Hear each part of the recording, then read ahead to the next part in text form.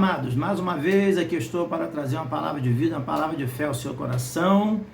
Nessa feita, a lição de número 4. A última lição que estudamos foi a lição de número 3, onde falamos das abominações do templo. E vimos ali como principal coisa que aconteceu ali em Israel foi a idolatria, a rebeldia do povo praticando a idolatria e assim aborrecendo a Deus. E nessa semana, lição de número 4, nós vamos agora estudar sobre quando se vai a glória de Deus. Então fica atento aí, porque essa lição do livro de Ezequiel tá uma benção, muita informação importante, interessante, visto que é um livro escatológico, muito importante, semelhante ao Apocalipse e tudo mais. Então vamos lá. Texto áureo. E a glória do Senhor se alçou desde o meio da cidade e se pôs sobre o monte que está ao oriente da cidade. Ezequiel capítulo 11, versículo 23. Verdade prática. Deus abandona o templo e retira a sua glória por causa das abominações do povo. Continuando, leitura bíblica em classe, que está em Ezequiel capítulo 9, versículo 3, está Ezequiel 10, versículo 4 e 18, 19, também Ezequiel 11, 22 a 25. Então, o 3, versículo 3 do capítulo 9. E a glória de Deus de Israel se levantou do querubim sobre o qual estava até a entrada da casa, e clamou ao homem vestido de linho que tinha o tinteiro de escrivão à sua cinta. E Ezequiel 10, então se levantou a glória do Senhor sobre o querubim para a entrada da casa, encheu-se a casa de uma nuvem, e o átrio se encheu do resplendor da glória do Senhor. 18, então saiu a glória do Senhor da entrada da casa e parou sobre os querubins. E o 19, os querubins alçaram as suas asas e se elevaram da terra aos meus olhos quando saíram. E as rodas os acompanhavam e paravam à entrada da porta oriental da casa do Senhor, e a glória de Deus de Israel estava no alto sobre eles. Ezequiel 11, 22, 23, 24, 25, 22. Então os querubins elevaram as suas asas e as rodas os acompanhavam, e a glória do Deus de Israel estava no alto sobre eles. E a glória do Senhor se alçou desde o meio da cidade, se pôs sobre o monte que está ao oriente da cidade. Depois o Espírito me levantou e me levou em visão a Caldeia, para os do cativeiro, e se foi de mim a visão que eu tinha visto. E falei aos do cativeiro todas as coisas que o Senhor me tinha mostrado. Então está aí mais uma visão do profeta Ezequiel, na lição passada, sobre as abominações, a adoração a outros deuses, sobre a idolatria, e agora a retirada da glória de Deus, de lá do templo. Então, palavra-chave desta lição, glória, palavra glória. Palavra glória quer dizer fama, grandeza, honra. Então, fama que se obtém por atos heróicos. Então nós vemos que quando fala sobre a glória de Deus, ela é única. Isaías capítulo 42, versículo 8 está escrito: a minha glória a outro não darei, nem o meu louvor à imagem de escultura. Então somente Deus deve ser adorado, a Ele toda honra, toda glória, todo poder, todo louvor, toda adoração. Introdução. Inscreva-se no canal, não se esqueça, ok? Deixa seu like, comente, compartilhe. É muito importante a sua interação com o canal para que o YouTube indique o vídeo também para outras pessoas e outras pessoas sejam também edificadas. Introdução. A glória de Deus representava a presença de Javé no templo.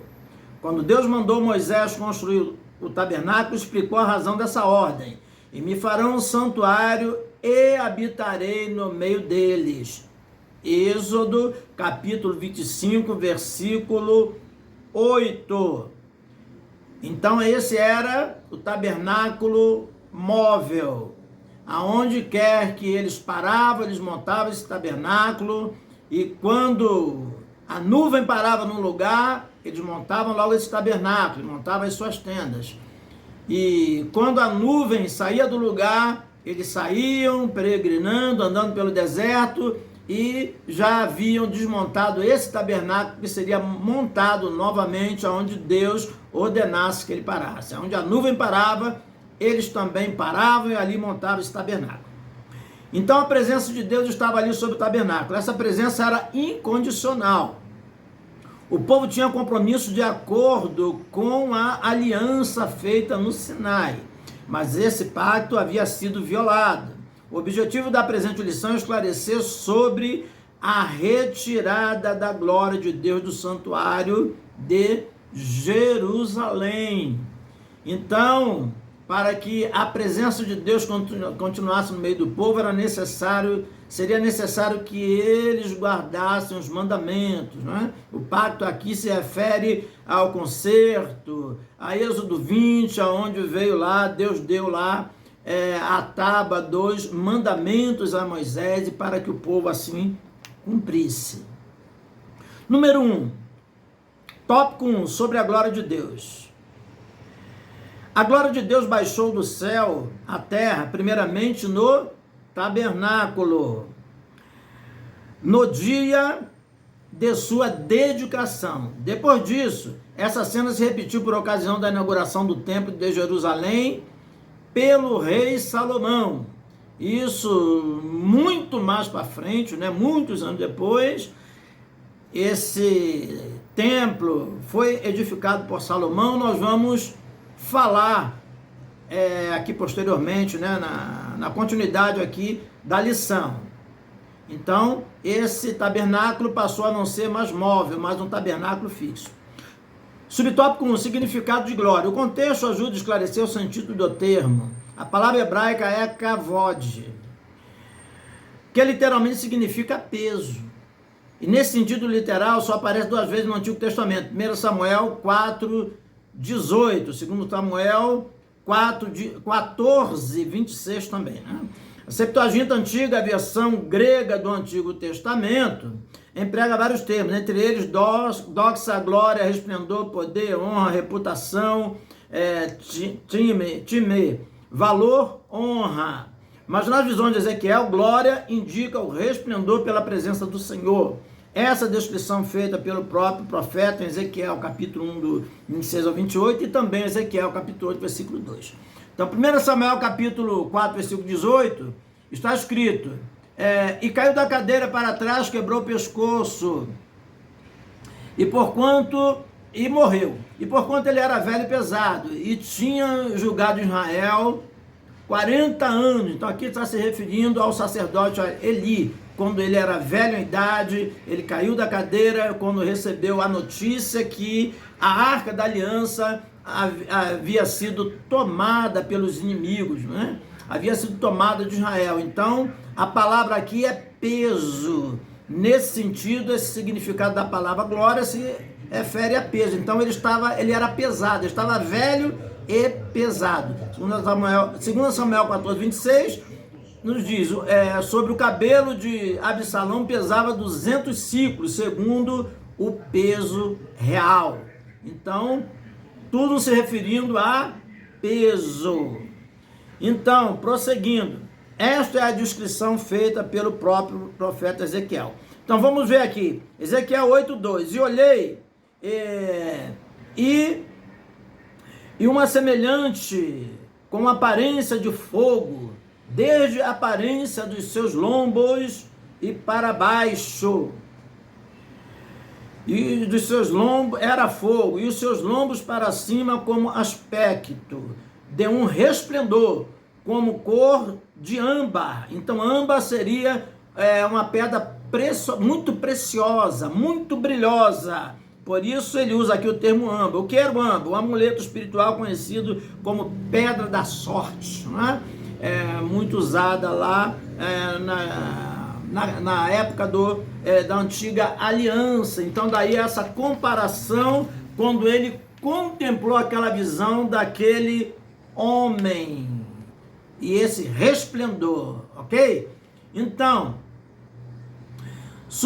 o vocábulo hebraico, Shekinah, geralmente usado entre os crentes como glória, não aparece na Bíblia, porém é frequente no judaísmo. Então essa palavra Shekinah, ela não aparece na Bíblia, né? Muito usado pelas igrejas, falando sobre a glória, falou o Shekinah de Deus, referindo à glória de Deus. Mas na verdade a Bíblia não faz menção desse termo Shekinah. Vimos que glória seria peso, né?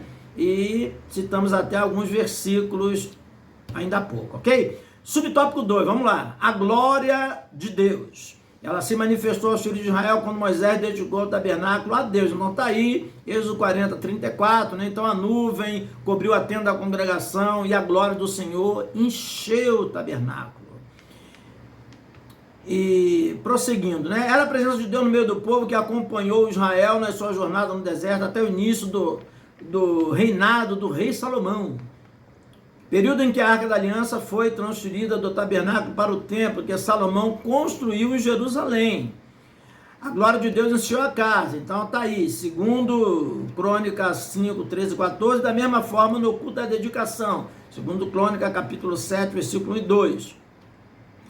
Desde então ele se comprometeu em manter seus olhos fixos e seus ouvidos atentos à oração deste templo.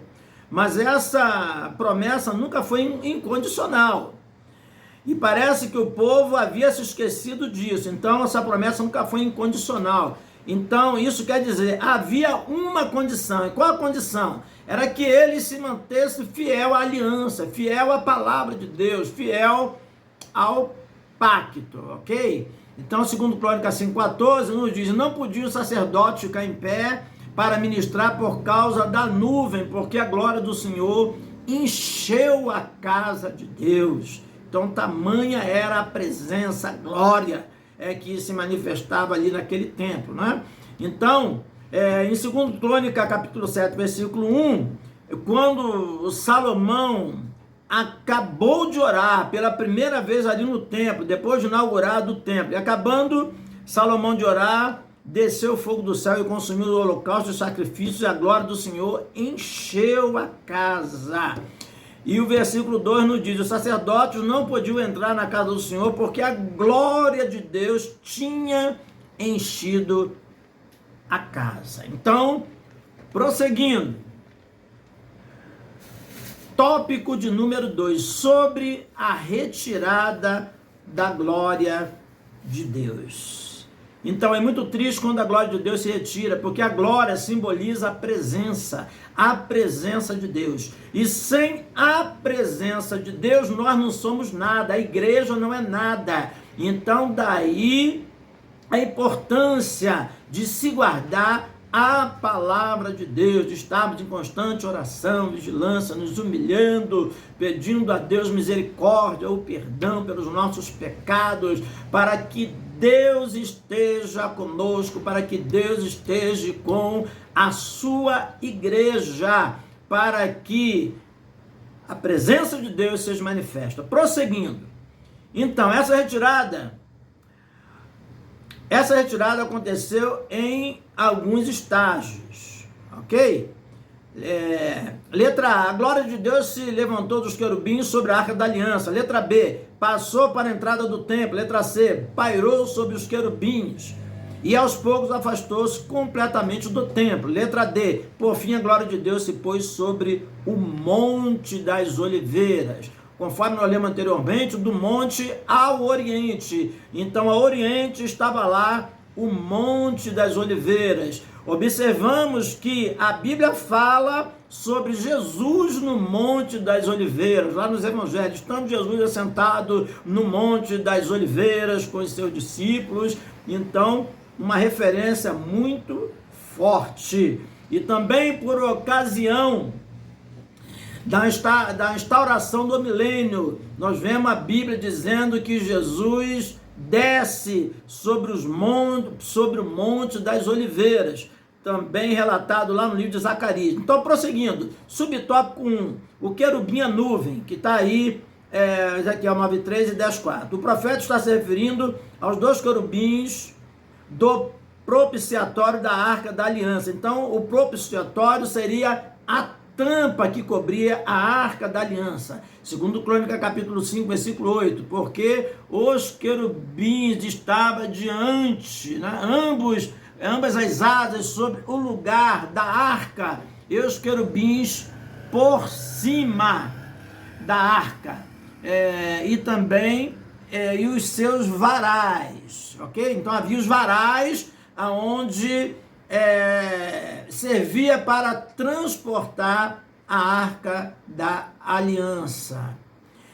Êxodo, capítulo 13, versículo 21, nos diz: e o Senhor ia adiante deles, de dia na coluna de nuvem e de noite na coluna de fogo. Então, Deus guiando o seu povo no deserto, de dia, uma coluna de nuvem para clarear o povo, para abrandar o sol escaldante do deserto, não é? Vamos dizer assim, porque normalmente já era claro, né? Mas o sol era escaldante, e também para guiar, ok? O povo pelo deserto, para onde Deus queria levar o povo.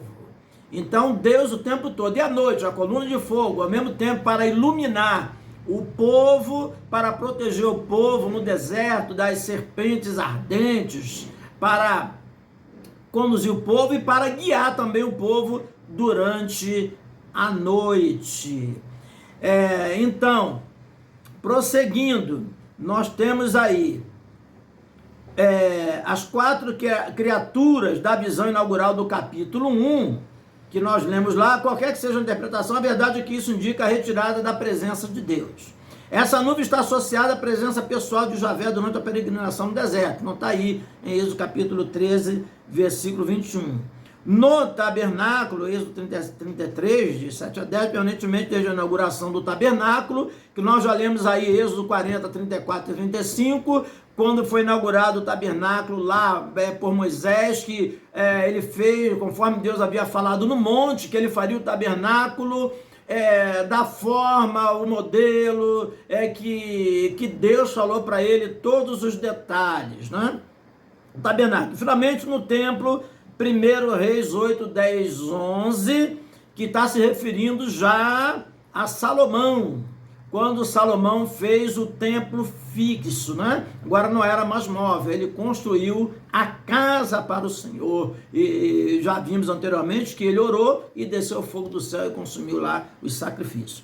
Essa presença divina atingiu o seu clímax, quer dizer, o seu auge, com a manifestação do Filho de Deus, Jesus Cristo, ok? Então vemos que todo esse tabernáculo, todos os componentes do tabernáculo, tudo tinha ali, era um tipo, né? Representava alguma coisa sobre Cristo, sobre Deus. E o Verbo se fez carne e habitou entre nós. Então a glória de Deus, não é? Através de Cristo. E vimos sua glória como a glória do unigênito do Pai, cheio de graça e de verdade. Não está aí. João, capítulo 1, verso 14. Quando Jesus se manifestou em carne e habitou entre os homens. Subtópico 2, a retirada da presença de Deus, que está em Ezequiel 10, 18. A glória de Javé pairou sobre os querubins e, aos poucos, afastou-se completamente do templo. O profeta contempla essa glória se levantando da porta e se movendo para a carruagem trono, que estava parada para descer em cima dos querubins. Nessa visão, Ezequiel acompanha a glória de Deus flutuando sobre os querubins e vê a carruagem divina se mover para a porta principal do templo para a sua partida definitiva. A saída da glória de Deus representa a retirada de sua presença. Com isso se aproxima a destruição do templo. Essa casa foi destruída pelos caldeus em 587 AC, isso é, antes de Cristo. No mês 4, aos 9 do mês, segundo Reis 25, do 3 ao 10, Jeremias 39, fala sobre isso também, Jeremias 52, 6, que corresponde a 14 de agosto do ano 587 AC antes de Cristo, ok? Então, a importância da glória de Deus, a importância da presença de Deus. Então, a glória de Deus, a presença de Deus não pode se retirar da igreja.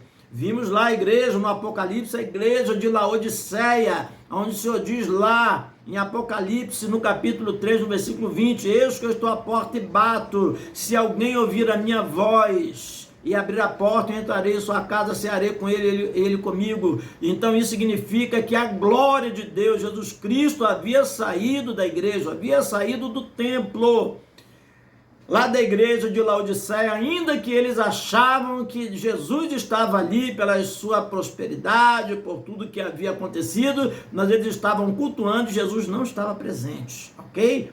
Então, simboliza isso aqui, a glória de Deus, a presença de Deus precisa estar conosco, precisa estar no meio da sua igreja. Por fim, a glória de Deus se pôs sobre o Monte das Oliveiras. Ezequiel 11, 23. A presença de Deus no templo era privilégio de Israel, mas isso exigia responsabilidade, de modo que a glória de Deus não podia habitar com os pecados do povo. Mas a casa de Deus era profanada com as práticas pagãs mais abomináveis. Ezequiel capítulo 11, versículo 21. Conforme nós vimos na lição passada, o povo adorando a Tamuz, o povo descosta para o templo, adorando o sol, pinturas de répteis, de animais sendo adorados, e tudo isso no templo de Deus. Que coisa terrível, né? Terrível abominação. Então, Deus ainda foi dando tempo, oportunidade, mas para que se arrependessem, mas eles não se arrependeram. Então já estava próxima a destruição.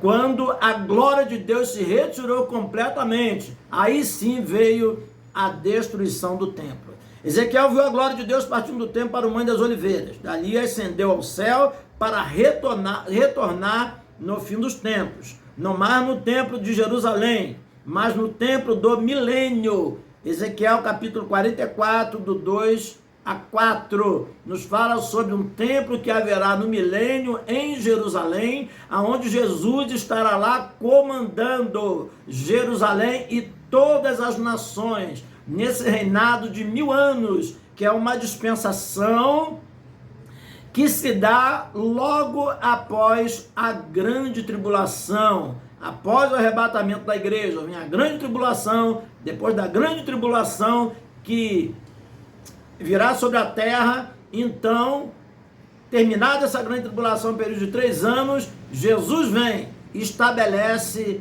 um reino de 1000 anos na terra, ok? Governando toda a terra lá de Jerusalém, para todo mundo saber, para mostrar que é possível haver um reino de paz, um reino de justiça, que será somente com Jesus Cristo. Então, vamos lá, só para nós termos uma ideia aí da escatológica da coisa, ok?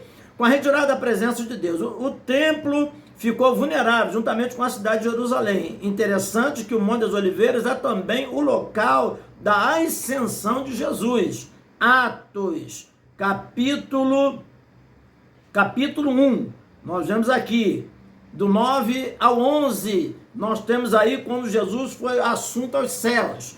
Quando Jesus, ele vai subindo para os céus, na presença dos seus discípulos, os discípulos ficaram admirados olhando para Jesus. Imediatamente desceu 2 anjos e disse: por que estás olhando para o alto? Ou por que estás olhando para o céu? Esse Jesus que está sendo assunto aos céus, ele virá, assim como ele está subindo para o céu, ok? Então nós temos aí alguns versículos para nossa meditação, também levando em conta aqui tudo que foi falado aqui nesse tópico. Então está aqui Êxodo 3:21, e o Senhor ia adiante deles na coluna, adiante deles à noite na coluna de fogo, e de dia na coluna de nuvem, conforme nós já falamos, ok? Então, prosseguindo, vamos lá. Nós temos aí o tópico de número 3, sobre o segundo templo.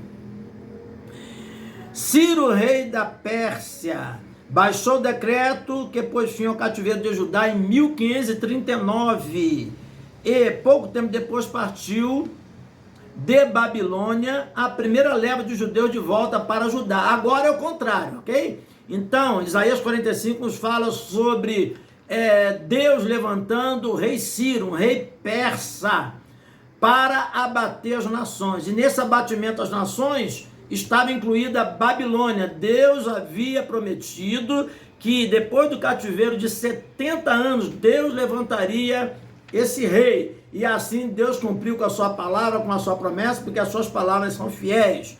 E assim agora começa a primeira leva de judeus voltando para Jerusalém, ok? Não mais as levas para o cativeiro babilônico, mas agora essas levas se refere ao decreto do rei Ciro, rei persa, né? Esse rei Ciro que Deus levantou agora para abater as nações e assim libertar o povo de Israel do cativeiro babilônico.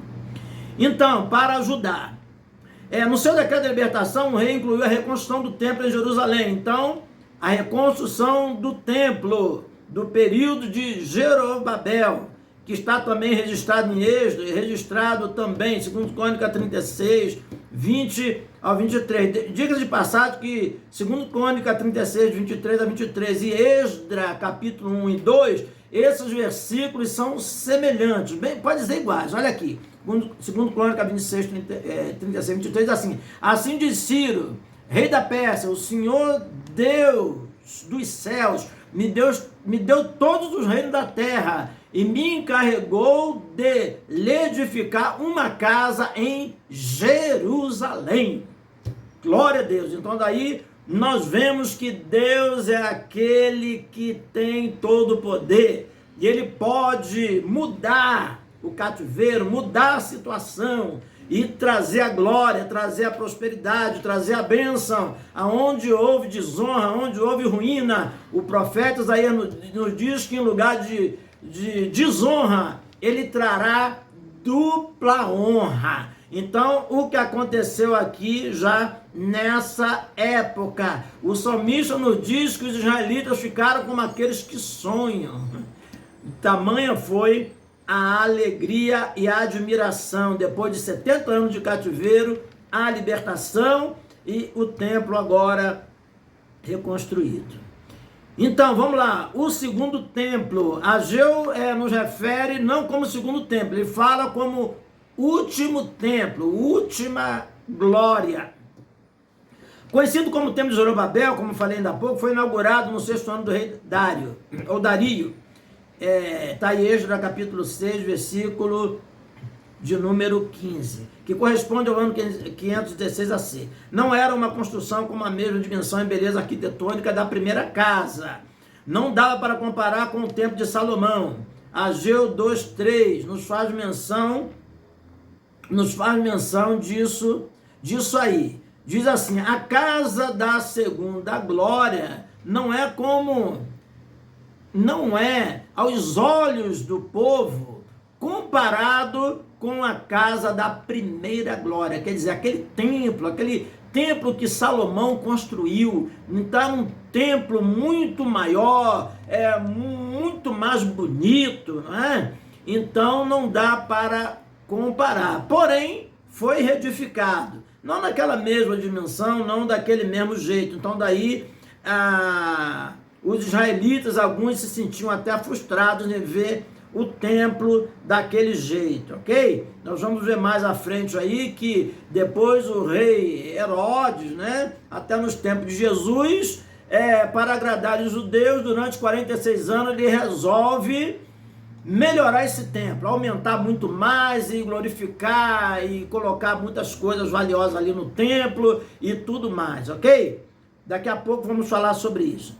Então, o pensamento no período pós-exílio era de que o retorno da glória de Deus era escatológico. Está em Malaquias 3:1. E eis que eu envio o meu anjo, o anjo do concerto, que vai preparar o caminho diante de mim. Esse anjo do concerto seria João Batista, que veio como precursor, profeta que veio preparando o caminho para que a glória, para que Jesus viesse, aleluia, estabelecer a glória desse templo de Zorobabel, que não mostra que teve glória nesse templo, como teve no de Salomão, mas a glória agora viria através de Cristo Jesus. Prosseguindo, e continuava em andamento nos dias do ministério eterno de Jesus, 46 anos depois. Então foi em 46 anos, nos lembrando aí, João capítulo 2, versículo 20, disseram, pois, os judeus, em 46 anos foi edificado esse templo, e tu levantarás em 3 dias? Quando Jesus disse aos judeus, derrubem esse templo, e eu em 3 dias o reedificarei. Os judeus, não entendendo nada, estavam na carne, não entendiam as coisas espirituais. Jesus estava se referindo ao templo do seu corpo, que ele seria morto, crucificado, mas ele ressuscitaria ao 3º dia. Eles ficaram escandalizados, achando que era o templo material que estava ali, visto que a glória não estava no templo. A glória é o próprio Jesus. Jesus não está preocupado tanto assim com o templo. O templo, sim, é a importância local de reunião de adoração, mas o principal é a presença de Cristo, é a presença de Deus. Então ele estava se referindo ao templo do seu corpo, e não aquele templo que foi construído aí na época de Zorobabel. Então, subtópico, vemos aqui o subtópico 2, que nos falou aqui sobre o templo de Herodes, ok?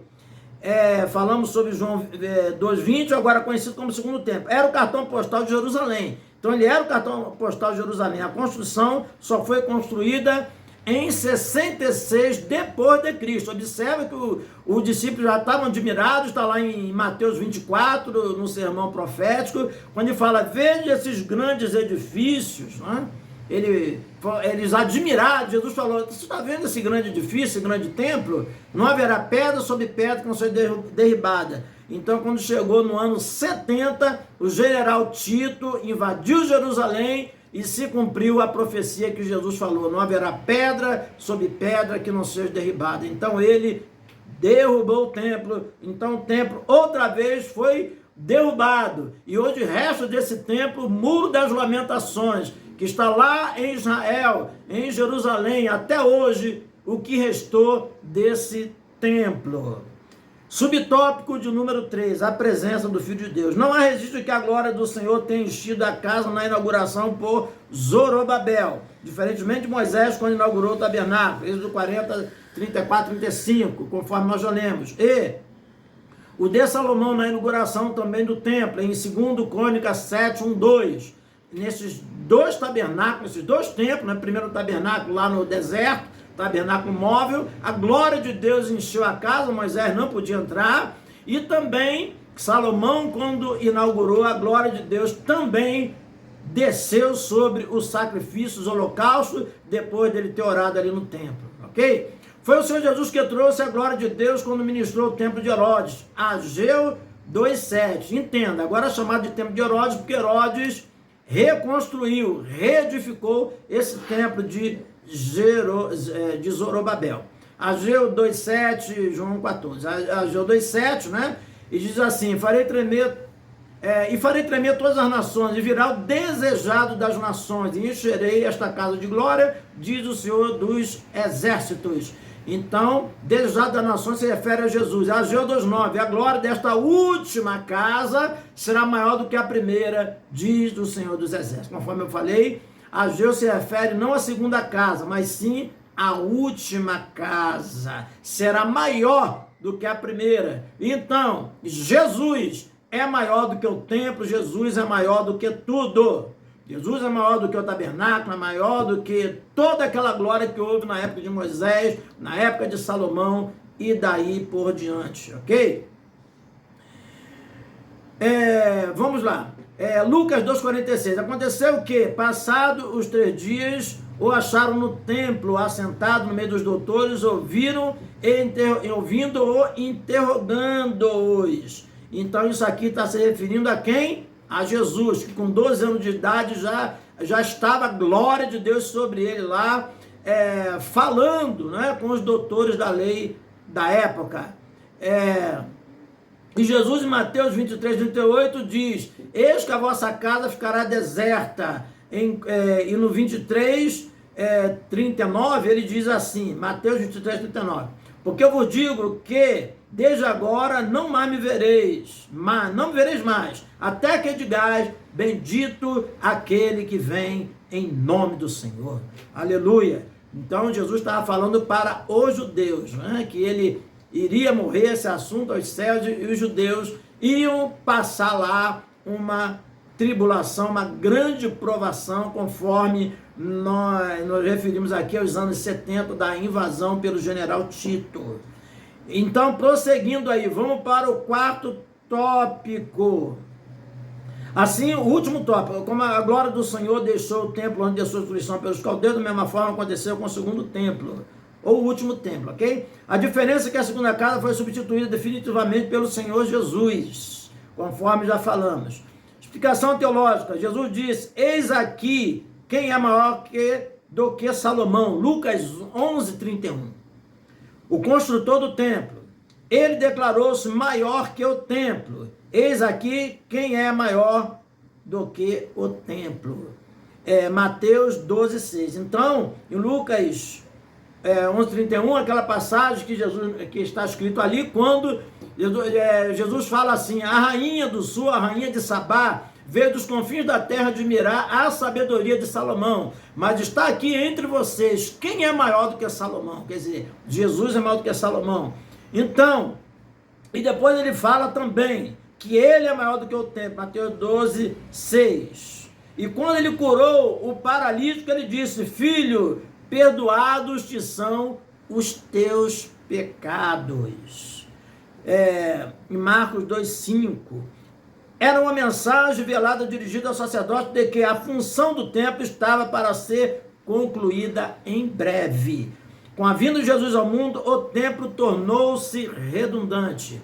E o verbo se fez carne, habitou entre nós, vimos sua glória como a glória do unigênito do Pai, cheio de graça e verdade. João capítulo 1, versículo 14. Subtópico 2, o fim do templo. O que o Senhor Jesus vinha ensinando, ou ensinando de maneira indireta, na última semana do seu ministério terreno, ele falou diretamente agora, certo? Não ficará pedra sobre pedra que não seja derribada. Mateus capítulo 24, versículo 2, e Marcos capítulo 13, versículo 2 também. Dias virão em que se não deixará pedra sobre pedra que não seja derrubada. Lucas capítulo 21, versículo 6. Jesus anunciou o fim do templo como Ezequiel e os demais profetas. A glória de Deus se retirou do templo antes de sua destruição. Mateus 23, 38 e 39. Subtópico 3. A presença de Deus hoje. Quando Jesus, no alto da cruz, com grande voz, entregou o Espírito, o véu do templo se rasgou em 2 de alto a baixo. Mateus 27, 51. Estava definitivamente concluída a missão. A missão do templo. Assim o Senhor Jesus substituiu de uma vez por todas o templo. Desde então, é em Jesus que temos a redenção e perdão dos nossos pecados. Não existe mais o templo de Jerusalém, mas Deus habita no cristão individualmente. João 14, 23 e 1 Coríntios 6, 19. João 14, 23, Jesus respondeu e disse-lhe: se alguém me ama, guardará a minha palavra, e meu Pai o amará. E viremos a ele e faremos nele morada. Então, hoje, nós somos o templo do Espírito Santo. Jesus quer morar individualmente em cada um dos cristãos. 1 Coríntios 6,19, não sabeis que o vosso corpo é o templo do Espírito Santo que habita em vós, proveniente de Deus, e que não sois de vós mesmos? Então o templo hoje somos nós. Então precisamos zelar pelo templo do Espírito Santo que somos nós. Amém? Então vamos lá para a conclusão. Estamos encerrando, ok? Conclusão. Concluímos que ambos os casos, tanto em Ezequiel como em Jesus, ambas gerações rejeitaram a Deus. No Antigo Testamento, substituíram Javé pelos ídolos e nos evangelhos substituíram a justiça de Deus pela sua própria justiça. Não conhecendo a justiça de Deus e procurando estabelecer a sua própria justiça, não se sujeitaram à justiça de Deus. Romanos capítulo 10, versículo 3. Então, esse texto lá em Romanos, no capítulo 10, nos falam que os judeus rejeitam a justiça de Deus. Então, hoje, muita gente está rejeitando a justiça de Deus. Visto que a Bíblia diz no livro de Isaías que a justiça do homem é como trapo de imundícia. Então, Deus tem a verdadeira justiça. É nele que nós precisamos confiar e se basear nele. Porque se baseando em Jesus, nós estaremos sim estabelecendo a verdadeira justiça e sim a justiça do reino de Deus. Então que Deus abençoe a todos, se inscreva no canal, não se esqueça, ok? É importante sua inscrição, deixe seu like, comente, compartilhe, para que outras vidas também venham ser edificadas através do ensino bíblico da palavra de Deus. E nessa semana ainda, no final de semana, estaremos estudando, se o Senhor assim permitir, a lição de número 5, que nos fala contra os falsos profetas, e que Deus te abençoe rica e abundantemente, em nome do Senhor Jesus. Amém.